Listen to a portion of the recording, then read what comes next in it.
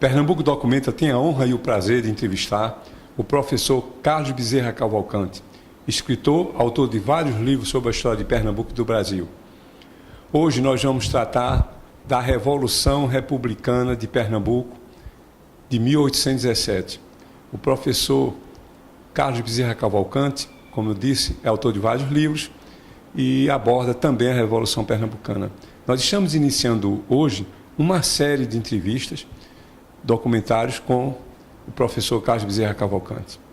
Professor, qual é o papel, por exemplo, dos historiadores do Sudeste que insiste em definir a Revolução Pernambucana como um simples motim, esquecendo os ideais republicanos e democráticos que permearam esse movimento revolucionário em Pernambuco?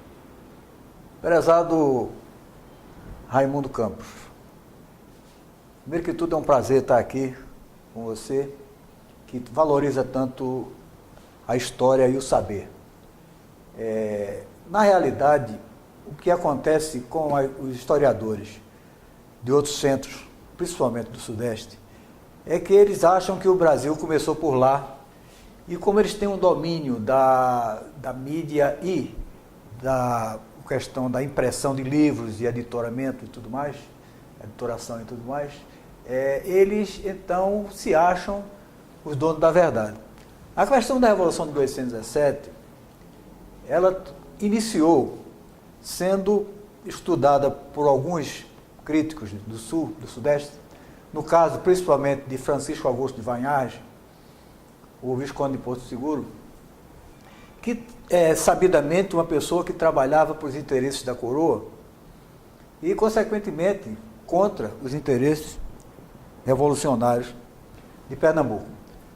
Então, o que é que ele faz? Ele tenta fazer da Revolução de 1817 uma simples quartelada, um simples motim.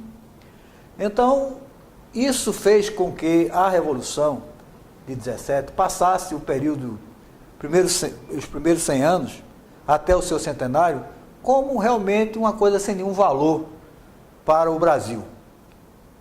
No entanto, o Instituto Arqueológico, Histórico e Geográfico Pernambucano, principalmente através de Mário Melo e de Oliveira Lima, começaram então a dar a conotação verdadeira da Revolução de 1817. Oliveira Lima então passa a chamar a Revolução, em vez de ser quartelada, como sendo a Revolução dos Padres, porque, logicamente, existiam muitos padres fazendo parte dessa revolução. Mas se a gente procurar aumentar essa visão, essa Revolução de 1817, ela teve uma trilogia aqui em Pernambuco, porque delas fizeram parte, não só os militares, como também os padres e, principalmente, a maçonaria. Porque o negócio era o seguinte: todo padre revolucionário era maçom, todo militar revolucionário era maçom, e tinha um maçom que era só maçom, no caso dos comerciantes. Então, se a gente for analisar essa questão, a gente vai ver que o grande fio condutor, ou seja, a grande mentora dessa revolução, foi a maçonaria internacional. Daí ela tem um sentido pan-americanista. E se a gente olhar direitinho, a gente vai ver que todas as revoluções no período pós-iluminista, nós vamos ter a presença do humanismo, aquele mesmo que norteou primeiramente a independência dos Estados Unidos e depois a Revolução Francesa, com a trilogia de igualdade, liberdade e fraternidade. Uma trilogia que poucos sabem, mas na realidade ela é maçônica. E ela foi adotada pela Revolução Francesa. Então, o historiador local, aqui no caso de Pernambuco e até do próprio Brasil mesmo, passou então a associar essa revolução, esse movimento revolucionário, como sendo apenas uma revolução dos padres. Mas ela foi, antes de tudo, uma revolução iluminista e republicana. E teve em seu bojo pessoas de alta relevância local e influência de pessoas de relevância internacional, como foi o caso de Franklin, de Benjamin Franklin, né? Como foi o caso de George Washington e muitos outros, né? Que fizeram a independência dos Estados Unidos, que depois passaram essa ideia para todo o continente americano. Daí a questão pan-americanista, que vai até a Venezuela, que vai até Bolívar, que vai até São Martín, que passa por todo o continente americano e principalmente pela Revolução de 1817. Pernambuco Documenta pergunta ao professor Carlos Bezerra Cavalcante quais as principais causas internacionais que influenciaram a Revolução Pernambucana de 1817. É costume os historiadores brasileiros e até pernambucanos associarem a Revolução de 1817 se atendo apenas a o que aconteceu e não por que aconteceu. Então, esse porquê a gente vai entender se a gente viajar no tempo e vislumbrar um movimento iluminista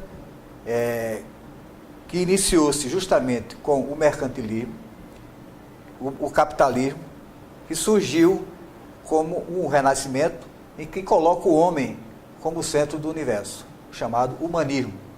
Daí a gente atenta para uma entidade internacional com poderes políticos sociais há muito tempo existente, chamada a maçonaria. Essa maçonaria, ela tinha uma influência muito grande em todos os movimentos que aconteceram no Brasil e na América. Se a gente olhar direitinho, a gente vai ver que no próprio Estados Unidos, na França e na América como um todo, a gente teve um movimento maçom guiado pela trilogia Igualdade, Liberdade e Fraternidade, que era um trinômio da Revolução Francesa, mas que antes tinha sido já da independência americana. Essa trilogia, ela vai justamente dizer o porquê dessa questão republicana, que ia de encontro justamente ao absolutismo dos reis daquela época. Então, nós vamos encontrar nessas causas internacionais justamente essa hegemonia maçônica através de ligações, principalmente de Benjamin Franklin, né, que chegou a ser cônsul dos Estados Unidos em Paris, e movimentos também de apoio inglês, com os Estados Unidos sendo um ponto central, né, um ponto central dos encontros de todas essas pessoas de pensamentos iluministas e maçônicos ao mesmo tempo. Isso a gente vai ver com pessoas ligadas não somente a Pernambuco, como foi o caso de Cruz Cabugá, como foi o caso antes mesmo de Domingos José Martins, mas também a pessoas ligadas à América do Sul, né, como foi o caso de Simão Bolívar, como pessoas ligadas a São Martim e tudo mais. Então, com isso, a gente vai ver que o movimento internacional foi muito importante para o surgimento, para a eclosão da Revolução de 1817. Diferente do que se acha desses historiadores que querem saber o que aconteceu, sem saber por que aconteceu. É preciso que a gente aumente essa visão de uma forma mais cosmopolita para mostrar que a Revolução de 17 não foi um simples quartelada, não foi um motim, como alguns historiadores, no exemplo de Vanhagem e outros mais, como o Comendador Pereira, que querem tirar o brilho, tirar o valor revolucionário da Revolução de 1817, republicana sim, iluminista sim, que teve todo um valor porque ela foi, antes de tudo, um movimento pan-americanista e humanista. Pernambuco Documenta pergunta ao professor Carlos Bezerra Cavalcante quais foram os fatos locais que influenciaram a eclosão da Revolução Republicana de 1817. A história, ela está sempre ligada a fatos, causas e consequências. Então, o que é que nós vemos na Revolução de 1817? Ela teve causas, né? Causas internacionais, como acabamos de ver, e causas locais. Uma delas, inclusive, começa com a vinda da família real para o Brasil.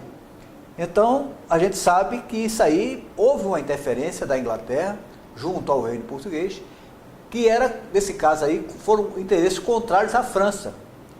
E a gente vai ver justamente a França que apoia a independência americana, né, que depois o americano vai apoiar a independência, a Revolução Francesa.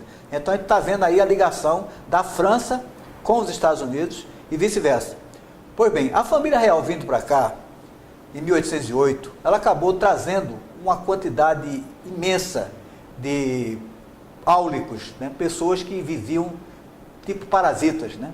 O próprio a corte, quando chegou no Rio de Janeiro, ele botava PR nos prédios, né, que era príncipe regente, e desocupava. O pessoal tinha que sair. E a verve brasileira passou a chamar esse PR de príncipe, de ponha-se na rua, ou então prédio roubado. Bom, esse absolutismo, logicamente, fez com que a corte se voltasse contra Pernambuco, porque Pernambuco era a província mais desenvolvida do Brasil, porque ela era o carro-chefe tanto da cana-de-açúcar como do algodão, os dois principais produtos de exportação do Brasil. Então, ela era, consequentemente, quem pagava o imposto, quem mantinha aqueles parasitas lá na corte. E, consequentemente, os comerciantes, como era o caso de Domingos José Martins, de Cruz Cabugá, de Gervásio Pires, logicamente que eles não podiam ficar satisfeitos, né, sendo extorquidos pela corte com o pagamento de impostos absurdos, né. Então, essa foi uma questão local, né, que ajudou muito para a eclosão da Revolução de 1817. Assim também como a insatisfação de militares, porque os militares brasileiros não tinham direito a galgar postos de nível superior. No caso, por exemplo, do Leão Coroado e de Pedro Pedroso e todos esses oficiais do Brasil, de Pernambuco, eles não passavam do posto de capitão. Isso era uma outra insatisfação. E a gente sabe que os três pilares da Revolução de 1817 foi os padres,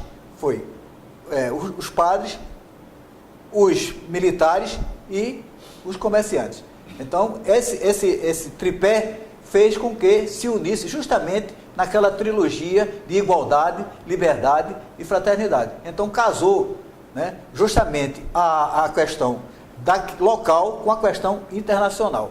Então, quando ela eclodiu, e aí é por isso que Vanhagem chamou de quartelada, quando o Leão Coroado matou o Brigadeiro Barbosa, foi o estopim da Revolução, que viria já mais na frente. Ela estava programada para eclodir na Semana Santa. Eclodiu justamente no dia 6 de março, por conta justamente de ter sido deflagrada já uma campanha contra os revolucionários e ordem de prisão contra o Leão Coroado. Então, essas causas locais foram muito importantes para o desempenho da Revolução de 1817. Pernambuco Documenta volta dentro de 2 minutos. Nos aguarde.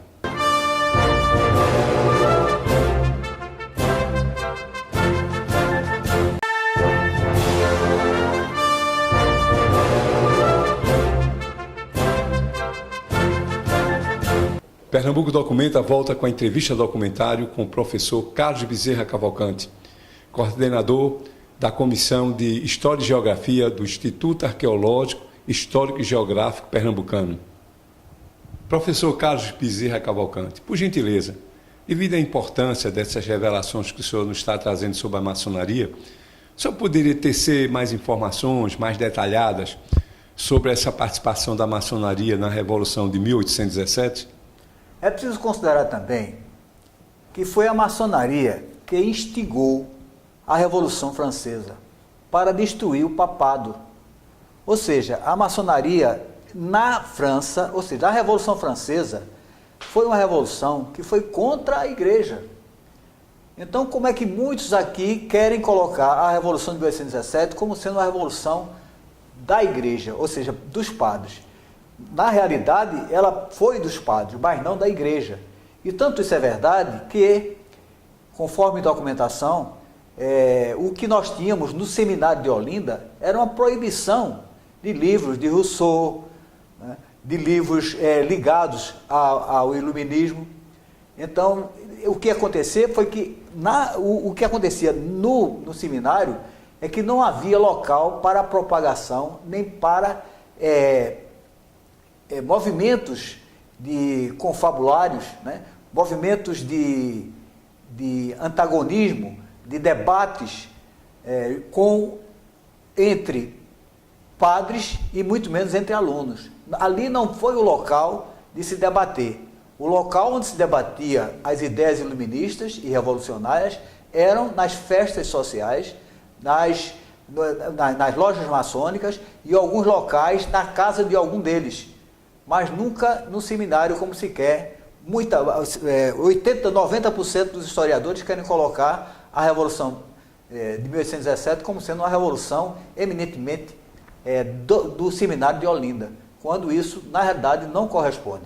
O que aconteceu com o seminário de Olinda é que ele tinha os professores, tinha o Ribeiro Pessoa, o João Ribeiro Pessoa de Melo Montenegro, ele teve outros doutrinadores, né? Teve muito padres realmente, mas eram os padres, por iniciativa deles, quem tomavam a frente, porque é preciso saber também que naquele tempo a única pessoa, o único tipo de gente que sabia, que lia, que tinha um conhecimento extra local, um movimento que realmente eles buscavam a igualdade, a liberdade, a fraternidade, ou seja, um pensamento iluminista. Quem tinha esse poder de leitura era apenas os padres. A gente sabe que pouco naquela época tinham acesso aos livros. Então, isso fez com que os padres fossem influentes, mas nunca que essa Revolução de 1817 tivesse sido uma revolução religiosa. Ela foi, sim, uma revolução não só dos padres, não só dos militares, mas principalmente uma revolução maçônica, porque Benjamin Franklin, que foi considerado como o Gutenberg das Américas, foi quem, justamente, uma mente brilhante, escreveu livros de maçonarias, foi o interlocutor das ideias iluministas com a Revolução Francesa. Ele justamente propagou Voltaire, Diderot, Rousseau, então, através de livros que ele mesmo imprimiu. O que é que a gente vê? Essa identidade da França com a Inglaterra, da França com os Estados Unidos, no caso, é que, se você olhar, a Estátua da Liberdade foi uma doação da França para os Estados Unidos, reconhecendo que os Estados Unidos é a terra da liberdade, ou seja, a terra onde surgiu o movimento revolucionário visando a democracia. Isso é um fator importante. O outro é que a gente pode olhar alguns símbolos, como, por exemplo, na nota de $1. Você vai ver justamente um símbolo maçônico na nota de $1. Então, é isso e outros fatores, né, como a Declaração dos Direitos Humanos, tudo isso foi feito e foi forjado com a maçonaria americana e internacional. Professor Carlos Bezerra Cavalcante, pode nos esclarecer, uma vez implantado o governo revolucionário de 1817, quais as principais medidas tomadas por esse novo governo? O que caracteriza, na realidade, esse governo revolucionário foi um certo descaso, né, com providências necessárias. Por exemplo, a questão bélica não se cuidou. A questão estratégica do Recife, porque o Recife a gente não pode esquecer que o Recife vivia do porto. O Recife exportava tudo e importava tudo. Então, se a gente tem no porto do Recife uma barreta, que se você tapar aquilo ali, você fica sem interligação com o mundo. Então, isso foi outro fator que não foi olhado. O Brasil, diferentemente dos Estados Unidos, não tinha manufaturas, não tinha como produzir bens de capital. Então, isso tudo fez com que o governo ficasse vulnerável, não tinha dinheiro. Então, tinha muito ideal, mas não pôde ter a ajuda externa. Consequentemente, eles ficaram totalmente, digamos assim, como vítima, né? Esperando como uma presa do governo central, que começou justamente com o Conde dos Arcos, da Bahia. Né? Quando o Conde dos Arcos chegou, quando a tropa chegou, e o pessoal já tinha fugido, superestimando o que veio. Dava para ter, inclusive, combatido esse pequeno contingente. E quando chegou, então, a tropa do Rio de Janeiro, a coisa já estava praticamente tomada, porque o navio ficou no porto e ameaçando, inclusive, bombardear o Recife. Outra coisa que é preciso lembrar também é que eles não se preocuparam, né, em em trazer realmente o povo, a causa do povo para dentro da Revolução. Ficou, de certa forma, cada um sendo encarregado disso, encarregado daquilo, espécie de ministro, pompa.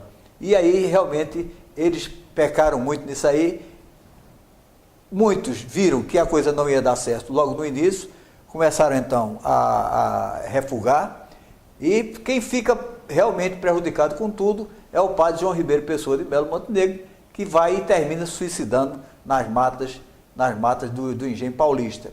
E vejam que a perseguição da dinastia de Bragança era tão grande que o padre Ribeiro, depois de morto, depois de enterrado, ele foi exumado, o corpo foi exumado, e ele foi então esquartejado e colocado na cidade como exemplo. Vejam que coisa absolutista, que coisa desumana era a dinastia de Bragança, né? Esse Dom João VI que tanto aí elogiam, né? O Pedro I, que depois nos tira a comarca de São Francisco e que manda matar Frei Caneca. Então, quer dizer, esse pessoal esquece que Pernambuco era uma coisa e o resto do Brasil era outra. Enquanto que o Sudeste, que o Rio de Janeiro, São Paulo, estava ligado, identificado com o governo português, Pernambuco, por razões justamente econômicas e patrióticas, estava contrário a esses interesses europeus.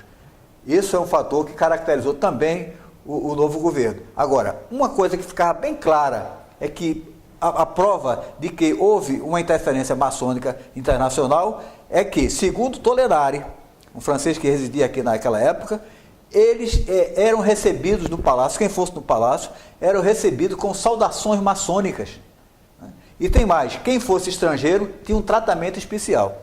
Quer dizer, o governo, como era liderado por comerciantes, e o comércio era feito todo para o exterior, no caso, Domingos José Martins, o próprio Gervásio Pires, o próprio Cruz Cabugá. Então, o maçom e os estrangeiros, que era o dono do capital, tinham um tratamento diferenciado. Então, isso é importante que se analise e que se veja que a Revolução teve esse peso. Agora, uma coisa também é bom que se diga, que também não foi um movimento local, é que toda a imprensa do mundo, né, toda a imprensa do mundo da época, quer dizer, que tinha influência, como Paris, Madrid, Londres, os arquivos de Petersburgo, de Washington, a questão diplomática, todos eles tiveram uma propagação muito grande, deram uma propagação muito grande a esse movimento, que jamais poderia ter sido apenas uma quartelada, como quis Vanhagem. Pernambuco Documenta agradece a honrosa participação do professor Carlos Bezerra Cavalcante, coordenador da Comissão de História e Geografia do Instituto Arqueológico, Histórico e Geográfico Pernambucano. Professor, muito obrigado pela sua atenção, espero tê-lo em breve. Eu que agradeço, muito obrigado pela oportunidade.